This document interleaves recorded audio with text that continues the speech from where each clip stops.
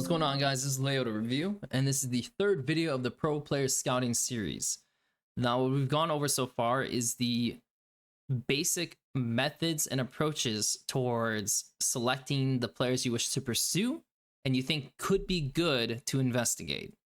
And that is purely through Leaguepedia, Goal.gg, Solo Queue, and whatever other means you can kind of find.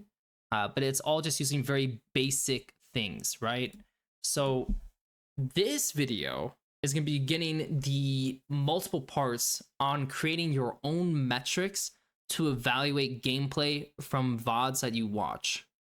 This is going to be probably one of the more important parts of scouting in general, because yes, the basics you can teach and are honestly pretty simple in a way, because in the end you're going to have sort of your own flow and wants and needs towards players that you will like create based on, like, again, whatever the team is requiring. So again, if you need young players, prospects, you will put that focus on their age and their experience. If you need guys with certain champ pools or you think would be an ideal weak side / strong side, whatever kind of player, then you'll put focus on that, right?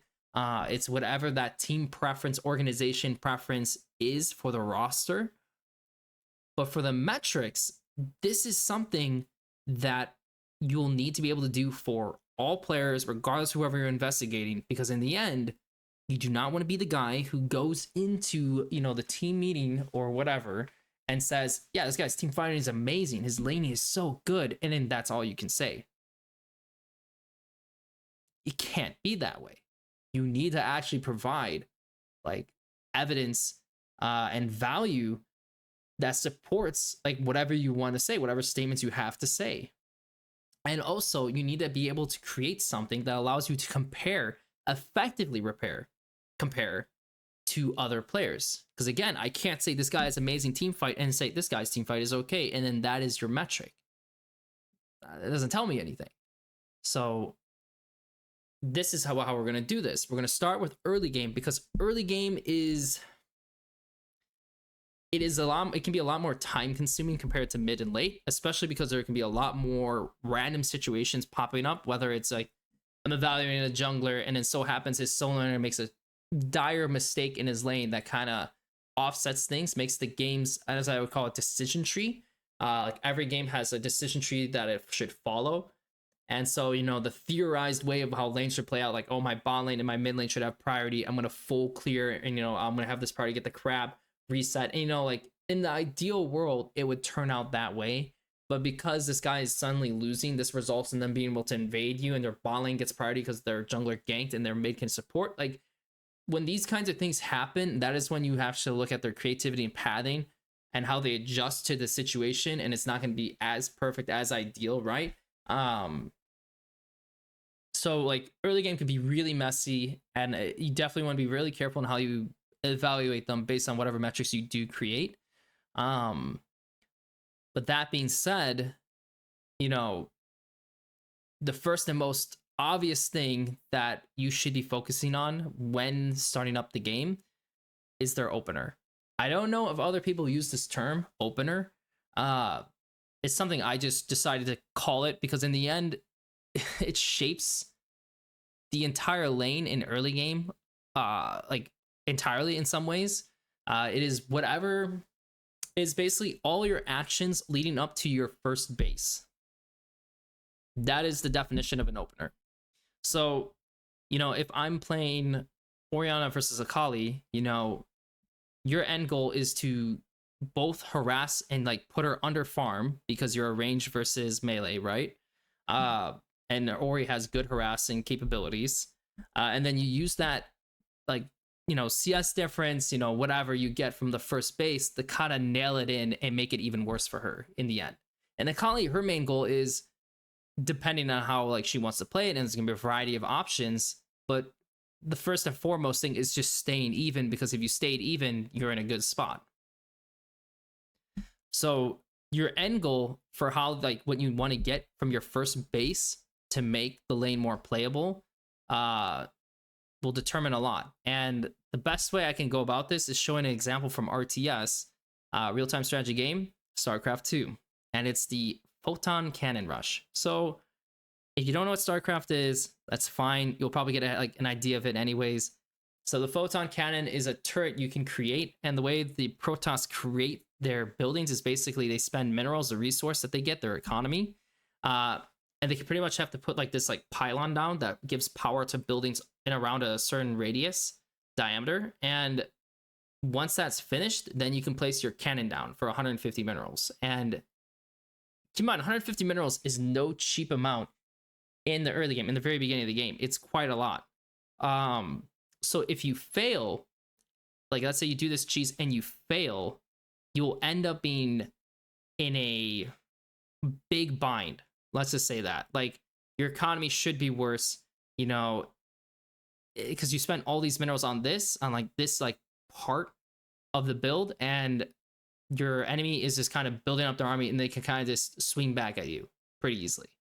Of course, the pros are that if you catch them off guard, you scout well, you'll have a massive lead, because if you stall them out, you hurt their economy, and you're chilling, you have a pretty high probability of winning the game. And that can be said with League and how you approach, you know, the lanes, basically the openers.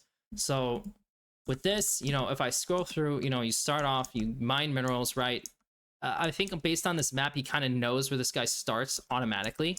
And so he finds them and he puts down a pylon. Now the pylon choice he chose was in the middle of this second mineral base. And so it's very common in StarCraft to expand into your second base, like your big home base, so you can mine the minerals pretty early on, because, I mean, again, the game is entirely based on economy.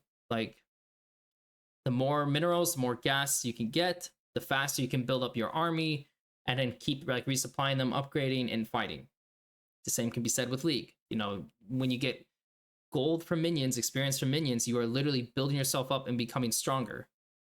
That is super important in League, and a lot of players fail to realize just how important getting that gold actually means. So he does this, he builds his photon cannons, right? And then he has these guys sitting up here so he can see the buildings, and he's able to destroy one pylon, and he puts another down so he can kind of block that path from the enemy so they can't keep control of it. And so it turns into this whole mess, and so the enemy now is like stuck building up their army, because like, oh shit, like we have to really deal with this. This is getting really annoying. He's up taking a gateway out, which is huge. So now he's taking out two buildings. I think they cost 250 total, something like that. And also keep in mind the pylon was placed there by him, so they can basically scout out the area himself. He creates another one, but it dies pretty quick. And it kind of eventually, it looks like he kind of has to give up on the plan, like the enemy's able to counter it. But it takes so long. It takes so long for them to kind of like deal with it. And also because he blocked off the second expansion, that they are now behind economy. They have to play catch up while he's growing his like entire base. And keep in mind, he put cannons here, you know, just on the offset that he gets counterattacked. And now he's in full control. And that's literally all off his beginning start, what he decided to do for his opener. Again, the same could be said with League. You know, if I expand into this with a Jace versus Aatrox matchup, it's Keen versus Aatrox. And, you know, of course, as a player, you can start in lane, you can start in the brush, you can approach from the south, you can walk with the wave. There's a lot of different options. And it's going to be entirely based on whatever you think is good. So he walks in, he sees Aatrox, Aatrox runs away, right? So walks in, Aatrox has to move away. He can now gain control of this brush. If Aatrox reapproaches, he could in theory harass him. Aatrox takes the risk, he's successful, but now he's like, well, do I want to take the risk on going up here? And it's like, well, if Jace is here, like this is also going to be bad. So he doesn't. He decides to be safe, okay? Jace thinks the same thing. He thinks, well, I never went in here. What if the Aatrox went in here? I don't want to just blindly walk into it, so he starts in lane. Okay, fine. Now, since he has both players made their choices on their mind games, he now has full control here, and the Aatrox has to somehow maneuver around and deal with the situation. So now he's actually literally put in a deficit through literally just from the level 1 on them just running around and then guessing what each other are going to do. That is what that opener created. And if we play this through, you're gonna notice the Aatrox tries to trade through. Not able to really land anything. He gets a comment proc, right? But it's whatever. Keen has brush control, so he's chilling. Like, this guy can't really touch him ever, the Aatrox. Keen is just gonna be harassing him and focusing on gold minions. And keep in mind, he's also ensuring that yeah, like, he could try to reach for Aatrox to chip him out more. But if he does, it's gonna pull the wave. It's gonna make things a little bit messier in terms of how the wave is playing out. Like, it's just how it works in League, right? With like how if you hit the enemy too much, you're pulling the wave. Sometimes it prevents you from building the wave the right way, or maybe he hits level 2 over you from that, which would be really awkward. So he's ensuring that the wave is in a good spot and he has full control of it. And he's also ensuring he's not taking much return damage either. And the Aatrox, of course, if he uses his Qs, can't really do much after using his Qs. He's level 2 and he's just chilling. And of course, the jungler, what happened in the jungler side is the jungler basically invaded the Xin Zhao and killed him. And now they're both like offset, and he knows like, okay, the bot camps, like the Xin Zhao is going to be up here because, you know, this situation happened here and my jungler's coming up here. So naturally, like, you know, whether his Lee Sin wants to do camps on, he's level 2, he assumes he probably will. He's going to want a ward, right? So he needs to get this wave in. The Aatrox, you know, he reaches in. And the thing is, right now, the Aatrox, like, yeah, he's in, like, this position to trade. But the Aatrox also could have just passive autoed this and then played for the wave to trim this down and create more of a situation that's endangering towards the Jace, but he doesn't. Instead, he trades into the Jace, takes whatever he can, and then backs off.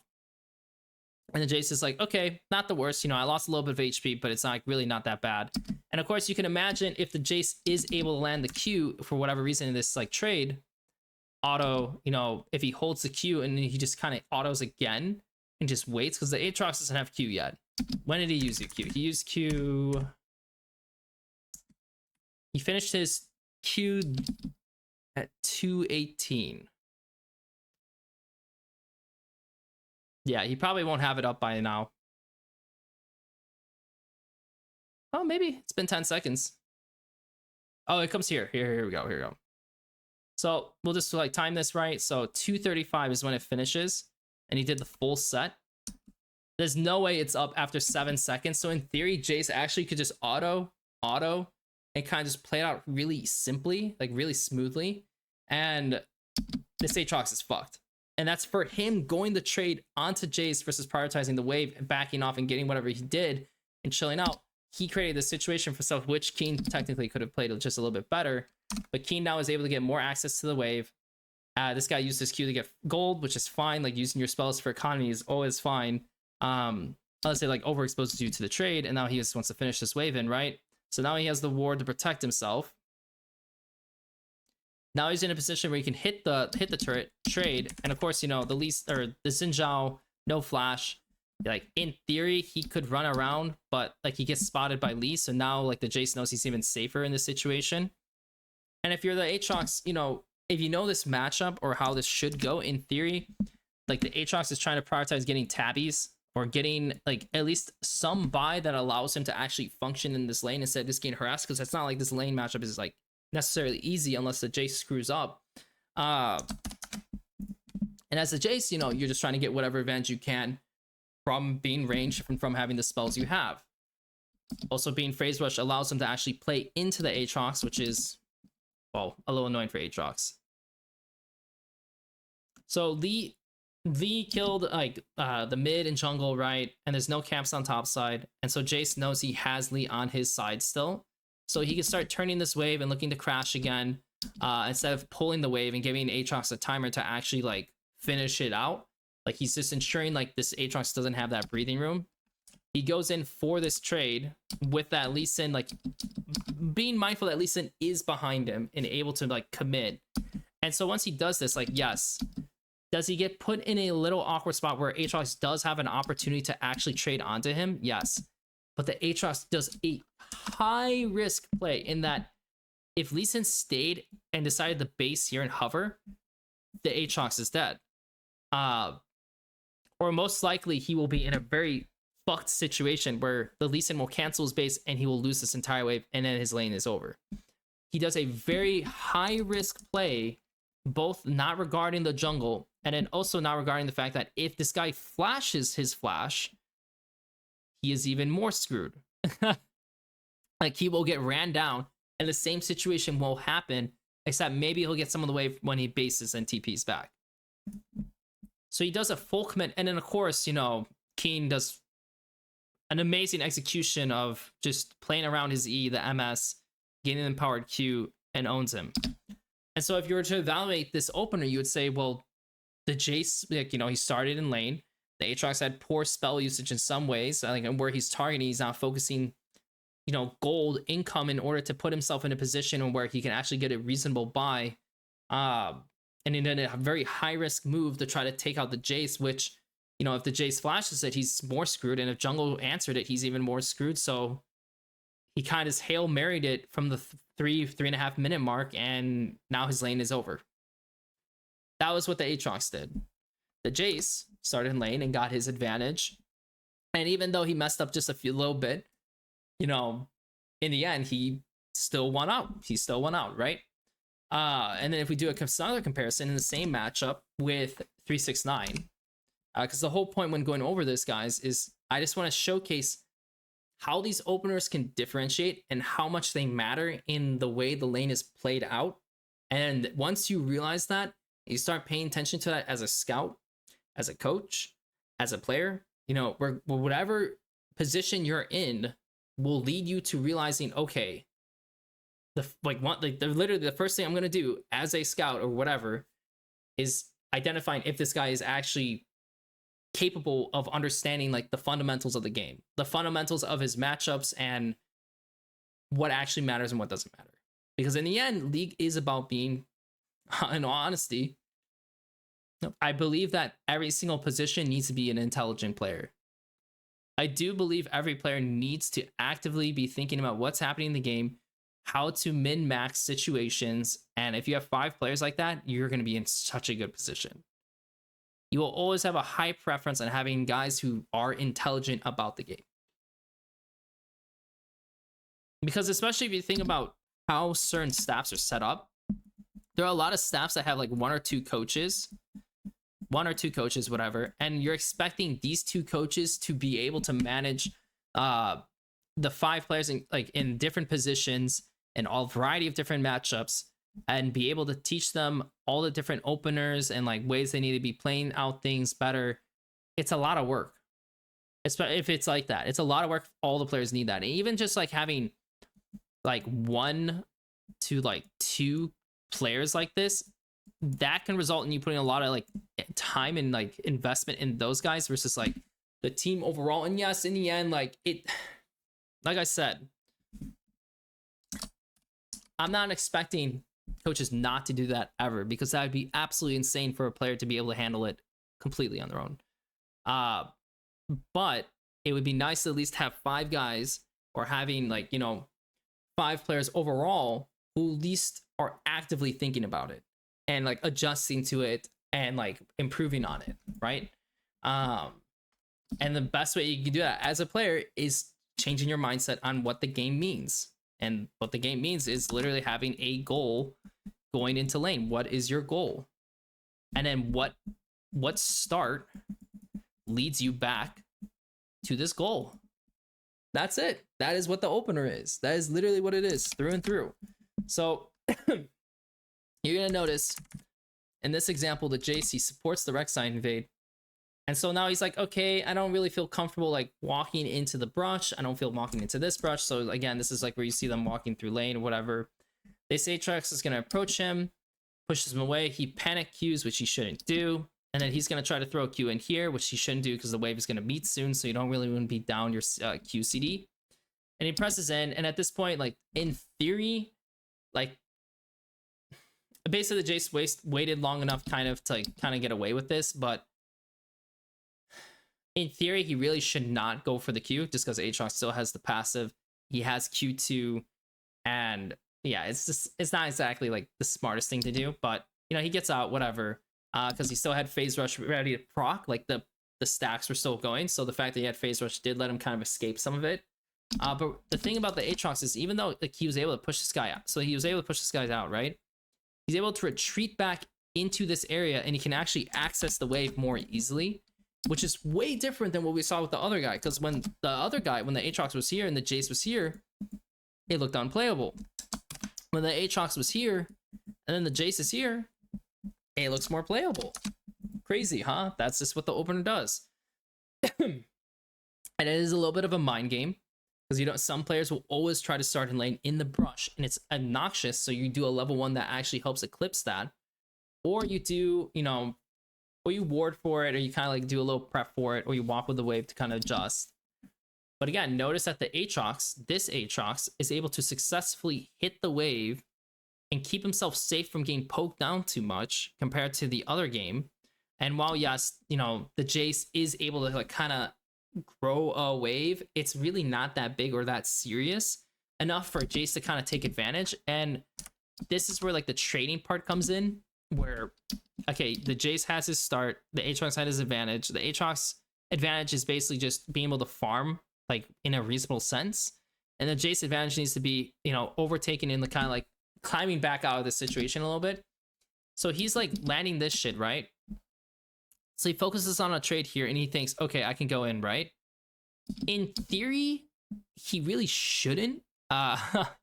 Mostly just because, you know, he just wants to focus on keeping the wave. The Aatrox used his Q2E to focus on you versus focusing on the wave. He gets hit by the Q3, which gives him the passive proc because it reduces the CD of his passive. And then he flips around, so he's running back, and then he decides to flip around because the Jace starts running into him. The Jace doesn't play footsies well enough, and he gets the passive auto. And now the Jace is like, okay, shit, I have to trade into him now at this point and get something back because I can't have that happen.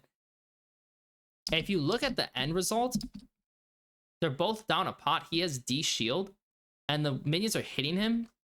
This is a very acceptable situation for Aatrox. Like, he's pretty happy the fact that this guy got this low.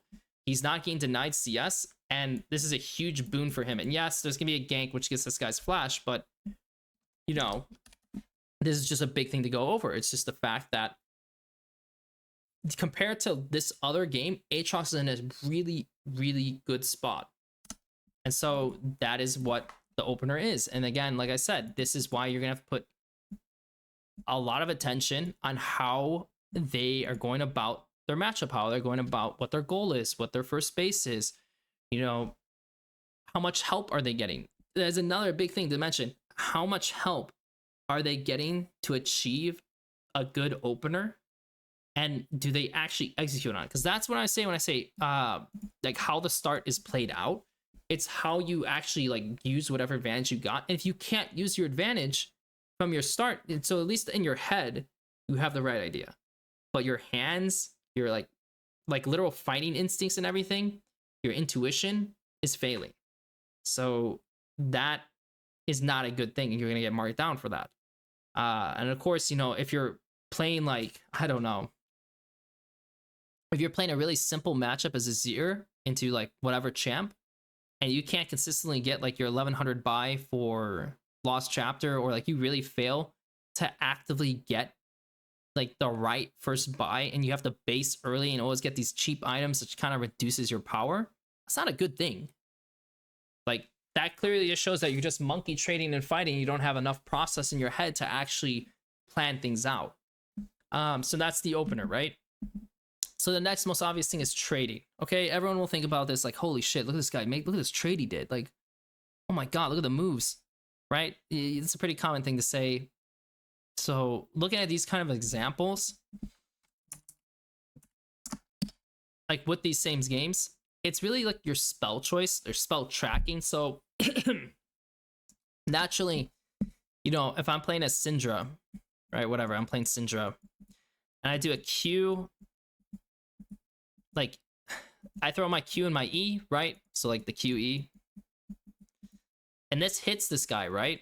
Whatever, this hits this guy, gets hit.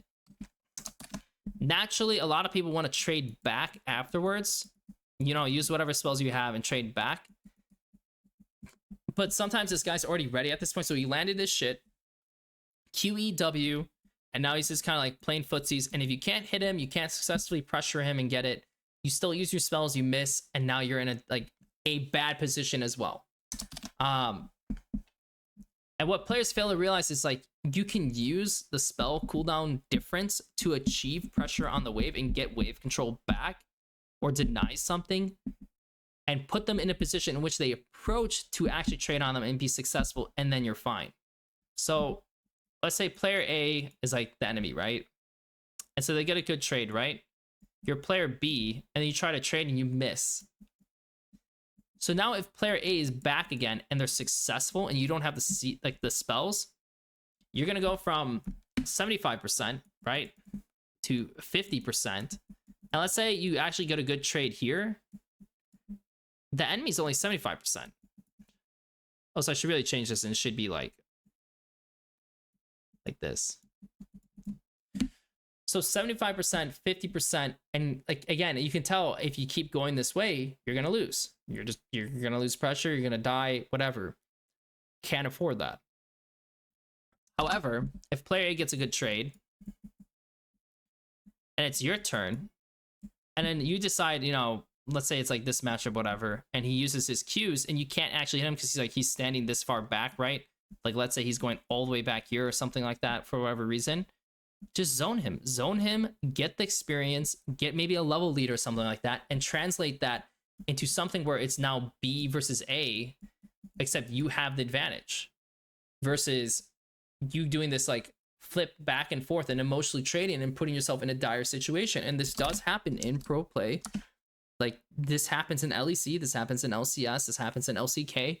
Where a player will just emotionally trade and put themselves in a bad position, and they'll get hit again, and then their lane is kind of screwed up.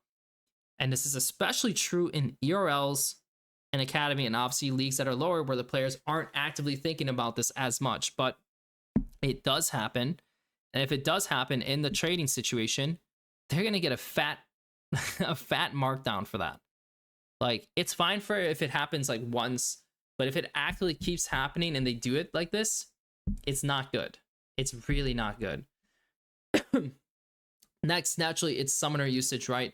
So, you know, whether you need to flash, not flash. If you have like no flash on, like how are you pulling teammates? Like how are you adjusting the way you trade? Are you trading aggressively still, even though you have no flash, and putting yourself in a position where they can make a play on you? Are you preserving your HP? If you do have flash and they don't have flash, are you actually like using it? Are you looking to make a big play on him and get a kill? Same with teleports. Obviously, you're going to want to know if like using your teleport is correct or not. Are you like kind of just stalling in your lane and like just preserving your HP for your TP to come back? You know, these kinds of things. Game state awareness. You got to know if the support's roaming out. Like if you're playing mid lane, I'm going to spam this. If you're playing mid lane, you got to know if the support has a timer from base, from lane. You know, like how are you going to adjust towards your trades? Are you going to trade more aggressively and pull them and then create a situation? You know, is your support on the way, and so you feel like you can actually do a big trade and this results in a dive? Like that happens all the time, right? Like in fact, like literally this situation here, you know, he goes for this aggressive trade. His jungler is on top side, and they know Rek'Sai is on Raptors, and so in theory, like I don't think HR should necessarily go for this in a typical setting. Because of the way like where the junglers are, he feels like this is fine. Like I am okay making this messier while you are still waiting for your jungler. I know my jungler is coming up here, and that's why this situation turns into what it is. And of course, you know, in the end, they only get the flash. It doesn't translate into exactly what they want. And then the downside is Viego is going to be down in camps too, so like you really depend on getting the kill. And so like 369 is able to play it off, but it's just the idea of putting the enemy in a position from your trading, enticing them, baiting them, that's essentially awareness. And so that's something you'll see all the time in Challenger, but like in pro play, you just have to be really mindful of like all the other moving pieces as everyone's are coordinating better. And of course there's positioning and spacing, and you know that stems from like this here, right? So, you know, he goes in, the Aatrox lands W, he has phase rush, so he can get out of it, and he swaps the hammer, so he can both take less damage and also gets the MS, more importantly, to get out of it as well. gets hit again, gets stabbed. And so now he switches out of hammer to start hitting. And obviously, you know, the first thing you'll say is, okay, reactionary wise, like, you know, he failed the flash, right? Or anticipate it, but maybe he wasn't anticipating because it's such a high risk play. And also at the same time, you know, this guy has a pot and he has biscuits. This guy has nothing. So this is another thing. If you're evaluating the Aatrox, like, did you account for him having this regen? Because this actually is part of the reason why he lives. Because notice his HP, like, he's ticking, but even though he's dying, he is getting that HP back. And so notice, like, if he didn't have these, technically he actually probably would die. Maybe he would die. Maybe he would be forced out or something like that. But he has the health pot that's already done, or like getting around to close to half done, and he has the biscuit that's given a whole bunch of HP. And of course, the way he used his E for that MS, then power Q and everything, really impressive. So you'd be like, holy shit, Keen is awesome, right? Just assuming you don't know who he is, right, or anything like that, but you would say Keen is really fucking awesome. And so you put that as a positive note for like the way he positioned, the way he spaced. But in earlier case, you know, like this one here, where is it? Is it this one? Or this one here. And this one here, you know, his Qs are down. So in theory, like, this guy could just play to auto and play it a little bit slower, so it's not possible for Aatrox to dodge. But he kind of rushes it just a little bit to kind of, you know, like auto Q, like, you know, auto Q, cancel into hammer. Like, it's a more cleaner animation, but you don't have to necessarily rush it. And so maybe you're like, well, he still got a decent trade and everything. He could actually improve it a little bit. So even though it's like a high level, like, identification that the fact that this is a good time of the trade, execution could just be a little bit better. But in terms of level, this is still a very high level approach towards it and everything. And even the execution still ended up fine. It's just, it could be a little bit better. So if you were like saying this is like a 0 to 100 score, you obviously would not say it's like a 100 level trade, but it'd just be a little bit lower because of that one thought process, right? And so that's kind of like how the mindset grows into how you like do these metrics for players, especially again for trading. And this is why, like I said, why early game is so complicated, is because these trades are they can be a lot more meaningful than later on, because if a Syndra has like level 7, level 8, she has a lot more like spells that like to use. You can just kind of throw spells on the wave, and it's just kind of more chill. But like in these like initial 1 to 5 levels, like things really like matter. And like, because spells are a lot longer, like mana is like actually meaningful. And then we push into wave play. So you have openers, you have trading, and you have wave play. And so with wave play, it's like, the way I count this, and I put a lot of different things in it, and of course, I just want to say you can break these things up any way you want. You don't have to just call it trading, wave play, openers. Like, you can break this up however you want to. But wave play essentially means like, so when I say spell choice, I know I say spell tracking in this, and it does account for trading, but spell choice also means like, are you actively looking to use spells on the wave correctly that don't put you in a bad position? So obviously there's AoE spells. And sometimes when you go for a trade, that splash or AoE turns the wave or messes it up, in which gives your enemy an advantage back that you had, or puts you in a disadvantage, and that's bad. And so you actually have to be mindful on how you're using your spells and how they like relate towards the wave. Then there's playing around team objectives like heralds, like dragons, and like, are you actually actively putting yourself in a good position based on the team's call and priorities on that objective? Then there's reset timers, which of course, like anyone knows, like if you're actively not thinking about cannon waves and how those affect your bases, you're gonna be in a really shit spot in higher levels. In lower levels, it won't matter, but in higher levels, it really will matter. And it's pretty common to think about it when you look at challenger gameplay, but this can be extended both towards like even just knowing sacking a wave to take your base and not put your team in a position to recover your situation can be really beneficial to your team versus them like doing it for you. And sometimes it is actually beneficial for the team to achieve that but it's just, you know, you have to know when it's right and wrong. And of course, movement from lanes, like, you know, like I said, if you're playing mid lane, knowing if you can feint, move, like support, like even just like, oh, I'm gonna sack a wave and I'm gonna move towards bot because they're gonna get dove. I'm gonna put my position to aid them, even though I'm gonna lose out a little bit. That's really important to know. Like it's really important to know if like what kind of player you are and like how that will affect like this score in the end. And of course, the most important thing when it comes to wave play is presence. So presence is like, how would I say it? It's your ability to deal with pressure in your lane. So obviously, if you're playing, like, and I use mid lane a lot in examples, and I could use top lane too, but like if you're playing top lane and you're pushing, let's say he's pushing and he knows he's in danger to a gank, it's putting yourself in danger to be ganked, to pull the enemy jungler to you, to waste his time, knowing you can survive because for the like many reasons, because like he has phase rush, right? So he has phase rush, he has flash, and realizing that, okay, if he does gank me and I survive and my wave is fine and my lane is fine, it's an advantage for the team and for me, right? Because if this guy, let's say he ganked pretty quick, and so he did 3 camps or something like that, and he survives, holy shit, it might be rough. And that can be said in this, you know, like this guy just survived, you know, Viego doing 3 camps into a gank. The Rek'Sai is going to have all of his camps cleared, and now Rek'Sai can like pressure this.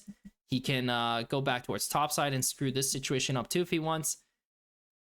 It puts that, like, you know, this kind of situation is just what you have to pay attention to as a laner, and the best laners will be able to do this.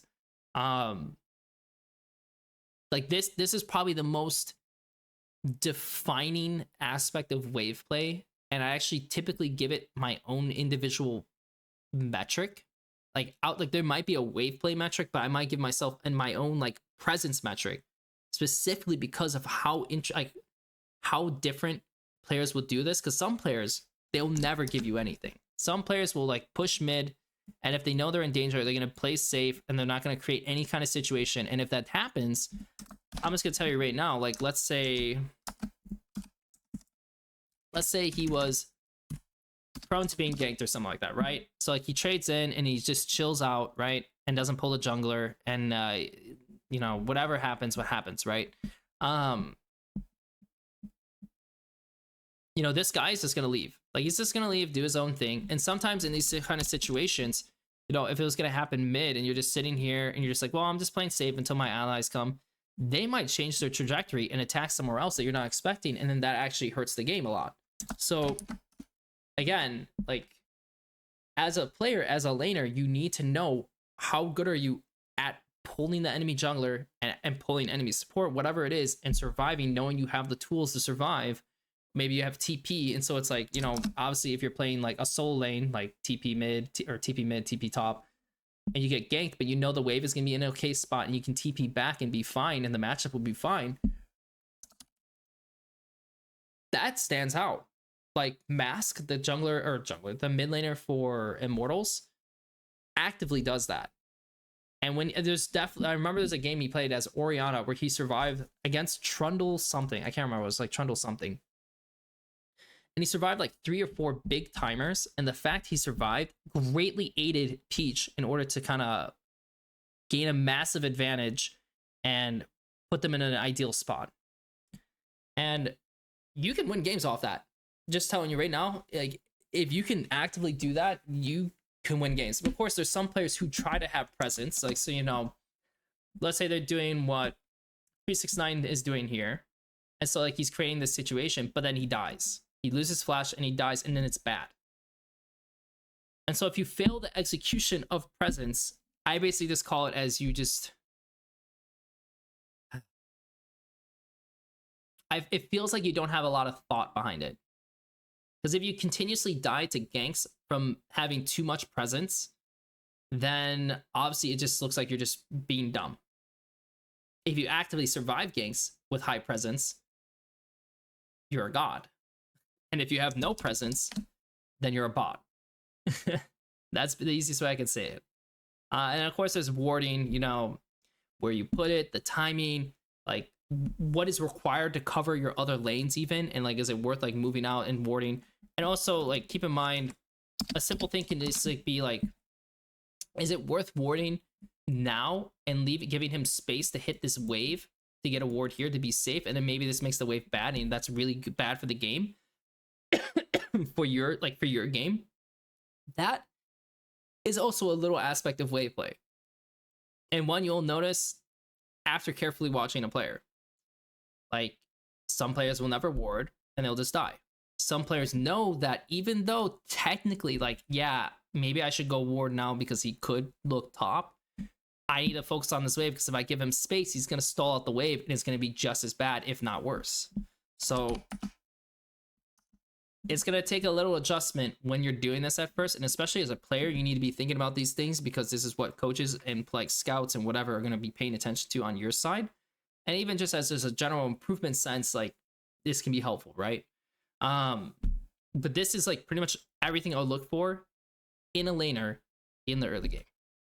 For a jungler, you know, you're going to be talking about his pathing, and like his skirmishing. So like you're going to be looking at what choices does he make based on what's happening in the game, and you're going to be looking at how does he just like play out fights that he gets into. Okay, not too complicated. And for support, it's kind of similar. I mean, there's laning, and then there's kind of like how you work around the map state, because that will be definitely something important to you as an individual. Because you're not gonna have as much effect on wave play. Like that's not really as important in your sense, but you can call it that, you know, because obviously like, I account for like movement from lane in wave play, so you can call it that, but it won't be exactly the same. But yeah, these are the metrics I would pretty much be looking towards for any player in the early game. I know I kind of over-explained things at times, and it definitely took a while to explain this overall, but you're probably going to need to experiment and sit down and think with your team or whoever you're working with, or even if you're just a player, you need to sit down and kind of carefully look over like what are you doing in regards to these things and how good are you actually at it. Because there's once you get to the highest levels, like for instance with someone like Keen, right? You can't put yourself in a bad opener start. And if you do, you need to know how to navigate the bad opener start. Because if you fail, the guy is good enough that he's going to really rail it in. And you don't want that. And the same can be said with if you're terrible at trading or actively trading, you need to pick champions that kind of, how would I say it, make up for it. You will eventually reach a situation where that will become problematic. Same with wave play. You know, if you're actively failing to be on time for dragons, for heralds, if your resets are putting like your bot lane in danger, in which your reset, you fail to get a reset that gives you, how would I say it, initiative, and then the enemy mid can just run bot and kill your bot lane, you fucked up. Like, and like I said, in the case where if you have no presence, so anytime the enemy puts you in a awkward situation, you're just giving them like free pressure and they can make moves on you, on your teammates, you are screwing up. So you have to look at to see what you're bad at and improve on it. Simple as that. So this was the third video, like I said, and the first part of creating metrics for evaluating pro players from gameplay. Thanks for watching, guys. Make sure to like and subscribe, and later.